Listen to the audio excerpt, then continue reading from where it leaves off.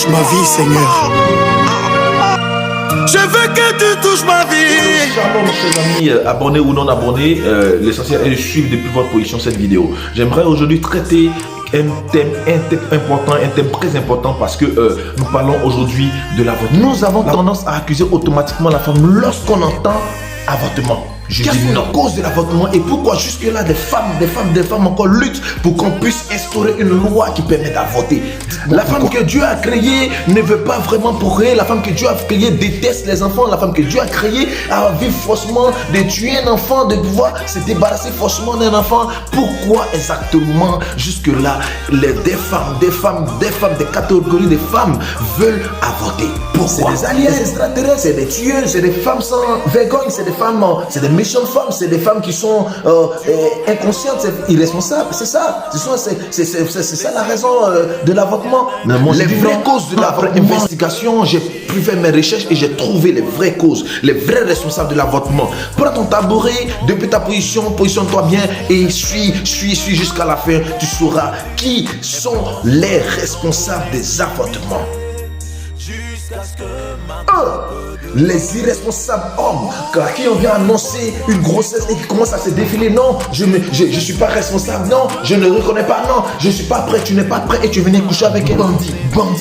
Les violeurs, les détournements de mineurs, ceux qui abusent sexuellement des gens employés, qui sont capables de mettre les femmes enceintes dehors. Tu sais qu'elle vient de prendre une grossesse. Toi qui viens, tu te charges carrément, tu la mets dehors. Elle n'a plus de moyens, elle sait plus où mettre la tête. Tu sais très bien qu'elle n'a pas de moyens. Tu sais très bien qu'elle n'a rien pour manger elle-même. Elle n'a rien pour se nourrir. Elle n'a rien pour se vêtir. Qu'est-ce qu'elle va avoir pour pouvoir s'occuper d'un enfant? Qu'on accuse, on a donné cette responsabilité-là aux avortements clandestins. Non, ce n'est pas la faute de ces docteurs-là qui ont fait de ça leur business. Non, c'est pas la faute. C'est pas la faute de ces filles-là qui couvrent ces docteurs-là pour aller avorter. C'est pas la faute. Mais la vraie faute revient aux hommes, à ces méchantes personnes qui sont pas capables d'assumer leurs responsabilités, qui sont pas capables d'assumer ce qui vient de leur libido, qui sont pas capables d'assumer cette responsabilité. Mais la femme, c'est tout ce qui est beau. La femme n'est pas responsable de l'avortement. La femme, c'est tout ce qui est bien. La femme, c'est le bonheur. Sa femme, c'est la créature qui a apporté le bonheur, qui a dit, aujourd'hui, Adam a pu dire que enfin j'ai trouvé l'os de mes os, la chair de ma chair. La femme, c'est ça sa responsabilité. Aucune femme n'a à cœur de jeter un enfant. Toutes les femmes, je vous dis, toutes les femmes, autant qu'elles ont envie d'avoir un enfant, ont envie d'avoir de la sécurité, ont envie de procréer. Elle décide d'aller mettre sa vie en péril, elle décide d'aller risquer sa vie, elle décide d'aller se coucher, supporter ses douleurs pour se débarrasser de telles choses. Il y a une raison. Et cette raison, cette responsabilité, c'est la responsabilité des hommes. Vous savez les douleurs qu'elles ressentent pendant qu'elles sont en train d'avorter? Vous savez réellement les douleurs qu'elles subissent? Vous savez ce qu'elles subissent sur le corps? Vous savez la douleur, c'est ce qu'elles traînent pendant toute leur vie. C'est risque, le fait d'avorter même, souvent les empêche d'avoir d'autres enfants à la longue. Ces avortements, est-ce que vous savez vraiment ce qu'elles ont envie de vraiment? Elles ont envie de ça? Vous pensez qu'elles ont envie vraiment de ça? Elles ont un projet, elles ont un cœur, et c'est leur projet de pouvoir avorter les enfants. Je dis non, la responsabilité, arrêtez, cette responsabilité revient aux hommes. Homme, tu as le courage d'aller abuser d'une fille de 13 ans, une fille qui vient à peine de commencer les règles, elle risque de prendre une grossesse, tu ne penses pas à ça, tu viens, tu oses abuser de cet enfant, c'est-à-dire tu oses te coucher sur cet enfant, tu oses abuser de cet enfant-là va prendre grossesse, et ses parents vont vouloir aller avorter, tu vas dire que ses parents pratiquent l'avortement. Ses parents vont aller chercher à faire avorter. On va dire qu'il y a des docteurs, on va accuser les docteurs qui sont en train de faire cette pratique. En vérité, ce n'est pas sur l'avortement que nous devons nous concentrer, mais nous devons nous concentrer sur les causes. Sur les causes. Les causes. Qu'est-ce qui pousse ces filles à l'avorter? Qu'est-ce qui pousse ces avortements? Qu'est-ce qui pousse ces avortements? Quand la fille là vient t'annoncer une grossesse, et puis voilà le visage que tu prends pour lui donner dedans. Et puis tu vois, il y a des imbéciles là même qui viennent encore oser dire, il n'y a rien, moi il n'y a rien, mais comment elle peut supporter, comment on va faire? Bon, toi tu n'as rien et puis c'est toi qui bandes. Tu n'as rien, c'est toi, tu dois chercher femme.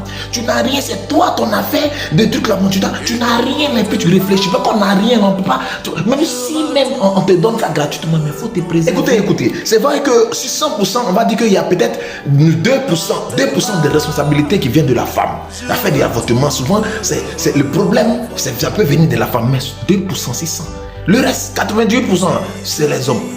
Parce que la femme, c'est quelqu'un, tu vois, c'est quelqu'un, elle marche souvent au feeling, elle ressent. C'est-à-dire qu'elle ne sent pas la sécurité, elle n'aime pas s'engager dans quelque chose, elle ne sent pas cette sécurité. Écoutez, quand la femme est déterminée, quand la femme se sent en sécurité, même si dans sa tête là, elle sait que même si elle est une femme musulmane et qu'elle va pratiquer charia sur elle parce qu'elle est dans l'erreur, même si elle est une femme chrétienne, elle sait que sa famille chrétienne va lui tourner dos. Mon frère, quand toi l'homme, tu lui donnes la sécurité, tu la mets en confiance, parce que tu es son centre d'intérêt. Quand tu la mets en confiance, elle va garder grossesse là.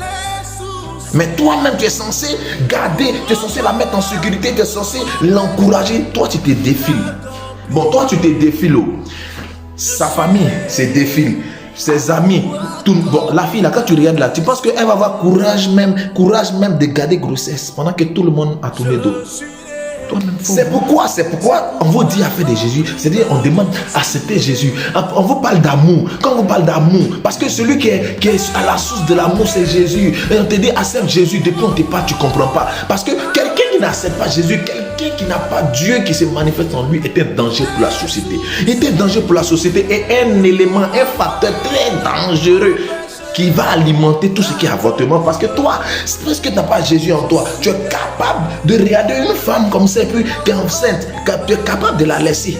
Tu es capable de l'abandonner, tu es capable d'abandonner quelqu'un qui vient de contracter, quelqu'un qui est en train de souffrir dans sa grossesse. Toi, tu es capable de ça. Mais quelqu'un qui a Jésus, avec l'amour qui est en lui, il ne peut pas. Et même quand tu es dans l'erreur, Jésus qui est en toi va te donner d'assumer. Au moins, ça au moins tu peux le faire. Donc c'est pas les avortements clandestins qui sont les problèmes, mais ce sont les relations clandestines là qui sont les problèmes. Les relations clandestines comme le viol, le détriment de mineurs, être en couple sans pouvoir voir les parents. Relations clandestines comme les relations qui sont basées sur le mensonge, les relations d'insécurité. Voilà, c'est tout ça là qu'on doit accuser, c'est pas les docteurs. Parce que le docteur même en question, quand on vient vers lui là, par l'éthique morale, il peut dire que non, il ne peut pas. Mais quand ils sont en train de l'expliquer, ils sont en train de le convaincre pour dire hey, j'ai été violé. La fille vient dire que j'ai été violé. Et suite à ce viol, j'ai contracté une grossesse. Détournement de mineurs. Ils ont détourné mon enfant. Et voilà, à 13 ans, il y a une grossesse. Quand le docteur même regarde ça là, bon, l'acte qu'il doit poser pour avorter là, c'est humain, mais c'est inhumain. Il faut arrêter un moment donné. Mais chose normale aujourd'hui là, si avortement est devenu matière première de certains docteurs, mais c'est à cause des hommes, c'est parce qu'il y a des hommes irresponsables, des hommes encore capables de délaisser, capables de ne pas, ils sont incapables d'assumer les responsabilités. C'est pourquoi aujourd'hui là, il y a des docteurs qui ont pris ça vers les matières premières. C'est la même chose comme on a fait des choses, c'est que, mais si les gens sont en train de mourir beaucoup, mais il va voir qu'il y a une forte demande, bon, il va prendre à faire de fabriquer ce cercueil comme matière première. Donc le problème, c'est pas eux. Le problème, c'est pas ceux qui fabriquent ces cercueils. Le problème, c'est pas ceux qui font avorter. Le problème, ce sont les hommes. Et je le dis aujourd'hui, si les hommes décident de changer de comportement, d'avoir un peu d'amour, d'être un peu humain, vous allez voir que nous n'allons pas parler, nous n'allons pas avoir ces polémiques de s'ils devront avoir des lois pour avorter, parce que les femmes, c'est qui avorte, c'est qui va avorter, c'est les femmes. Si femme en sécurité là, qui va avoir gombo de venir faire avorter? Est-ce qu'on parlera d'affaires d'avortement, à moins que les avortements légaux, pas des avortements clandestins, c'est-à-dire avortements légaux en parlant de quoi? C'est-à-dire souvent il y a des femmes naturellement qui ont un problème d'enfantement, du coup des fibromes, voilà, des problèmes, des kisses ici, par-ci, par-là, tu vois un peu, des choses qui permettent d'interrompre, ou on est obligé d'interrompre la grossesse, non seulement pour sauver la personne, ça c'est censé, c'est normal, ça n'a rien à voir, parce que ça ce sont des avortements qui sont légaux, ce sont des avortements qui sont, voilà, nécessaires. L'avortement est une nécessité. Il n'y a pas de débat. Mais on parle de où c'est pas nécessaire, où c'est clandestin là. C'est des embals. Voilà. Donc, sur ce, abonnez-vous. On va traiter certains sujets de la société. On va les traiter. On va trouver les sources. On va savoir d'où ça vient. Voilà. Les responsables. Trouver les responsables, parler à ces responsables, sensibiliser ces responsables-là afin d'éviter, voilà, ce genre de phénomène. Parce que tant qu'il n'y a pas de responsables, tant qu'il n'y a pas des gens qui mettent le feu à la brousse, et puis jamais avoir de feu de brousse, tant qu'il n'y a pas des gens qui pour crier, il n'y a pas des hommes. Et les hommes sont à la base de tout. Changeons de comportement un peu. Mais comment changer de comportement si on n'a pas Jésus? C'est pourquoi on vous demande d'accepter Jésus. Parce que Jésus qui va rentrer dans ton cœur. Il y a beaucoup de choses que tu vas laisser. Si je... Bonne nuit. Touche ma vie, Seigneur. Je veux que tu touches ma vie. Je veux que tu touches ma vie. Sur la route de mon bonheur, je croise un rocher. Là-bas où je suis quitté, et les hommes m'ont tous quitté. Je n'avais aucun soutien. Je n'avais aucun soutien. De kuna kini o makeo, et que la monnaie m'a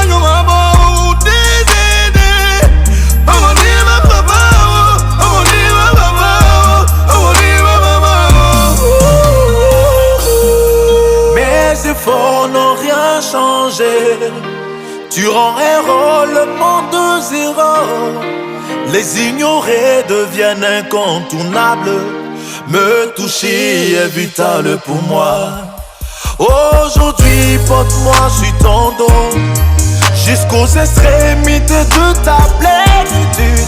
Et plonge-moi dans ton intimité jusqu'à ce que ma coupe déborde. Aujourd'hui, porte-moi sur ton dos jusqu'aux extrémités de ta plénitude.